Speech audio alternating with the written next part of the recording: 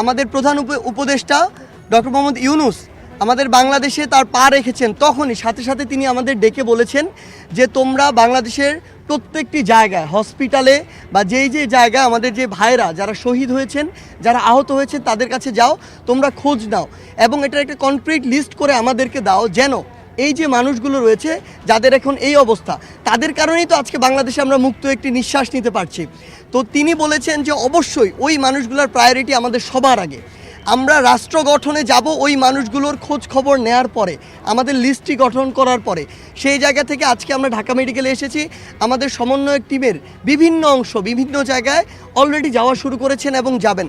আমরা স্পষ্ট করে আপনাদের মাধ্যমে জানিয়ে দিতে চাই, আমাদের যে ভাইরা যাদের আমরা এতদিন যতটুকু খোঁজ নেওয়া প্রয়োজন ছিল আমরা নিতে পারিনি, আজ থেকে সে ভাইদের দায়িত্ব আমরা নিচ্ছি। সে ভাইদের দায়িত্ব এই রাষ্ট্র নিবে, কারণ আজকে তাদের এই অবস্থা শুধুমাত্র এই রাষ্ট্র বিনির্মাণের এই যে যুদ্ধ হয়েছে সেই যুদ্ধে অংশগ্রহণ করার জন্য। তারা এই 24-এর যুদ্ধের এক একজন শহীদ, এক একজন যোদ্ধা, এক একজন তারা তাদের জায়গা থেকে নেতা। আমরা শুধু এগুলো সমন্বয় করেছি, কিন্তু তারা জীবন দিয়েছে বলে আমাদের রক্তে ওই তাড়নাটা এসেছে যে না, আমাদের কিছু করতে হবে, আমরা রাজপথে নেমেছি। সেই জায়গা থেকে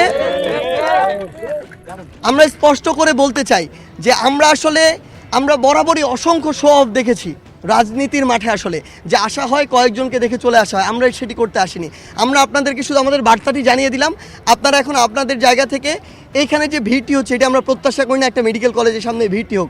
সেই জায়গা থেকে আমরা ছোট্ট করে টিম ভাগ করে দিব।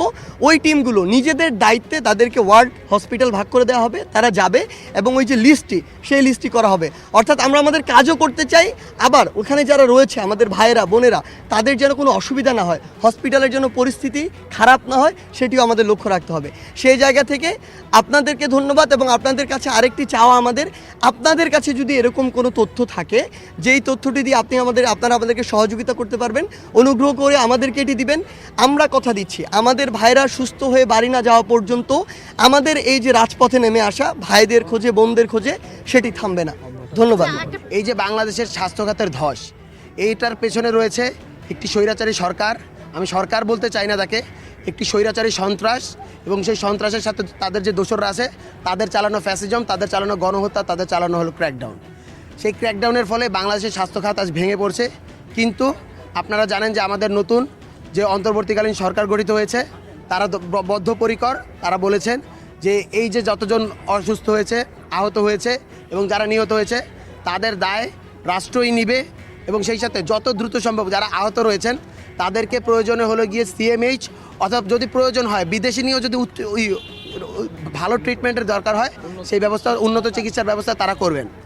ডক্টর মোহাম্মদ ইউনূস প্রথম দিন এয়ারপোর্টে ল্যান্ড করে উনি যে বিষয়টি প্রথমে অ্যাড্রেস করেছেন, ইনফ্রাস্ট্রাকচার থেকে আমাদের দেশের মানুষ বেশি গুরুত্বপূর্ণ। আমাদের দেশের মানুষ যেহেতু বেশি গুরুত্বপূর্ণ, উনি প্রথম দিনই বলেছেন যারা এই গণ আন্দোলনে, আমাদের গণ অভ্যুত্থানে এই স্বৈরাচার ফেসিবাদী সরকারকে পতন করতে গিয়ে যারা আহত হয়েছে, যারা নিহত হয়েছে, বিশেষ করে যারা নিহত হয়েছে তাদেরকে জাতীয় বীরের মর্যাদা দেওয়া হবে। এবং যারা আহত হয়েছে, আমরা আজকে হসপিটালে যখন গিয়েছি দেখেছি আমাদের একটা হসপিটালে করুণ একটি চিত্র, একটি মধ্যযুগীয় কায়দায় এভাবে নির্যাতন করা হয়েছে কিনা। ৭১-এ প্রথম স্বাধীনতা যুদ্ধ পাকিস্তানি বর্বর এভাবে মনে হয় গুলি চালায়নি, সেটা আমরা দেখিনি। কিন্তু আজকে আমরা যখন দেখছি সেটা আমাদের হৃদয় কেঁপে ওঠে। আমাদের অন্তর্বর্তীকালীন সরকারের প্রধান উপদেষ্টা উনি প্রতিশ্রুতি দিয়েছেন যে যারা আহত হয়েছেন তাদেরকে সিএমএইচে, প্রয়োজন অনুযায়ী সিএমএইচে এবং প্রয়োজন অনুযায়ী বিদেশে নেওয়ার ব্যবস্থা করা হবে, এবং পরবর্তীতে সুস্থতার পরে তাদেরকে কর্মসংস্থানের ব্যবস্থাও রাষ্ট্র এই অন্তর্বর্তীকালীন সরকারই করবে।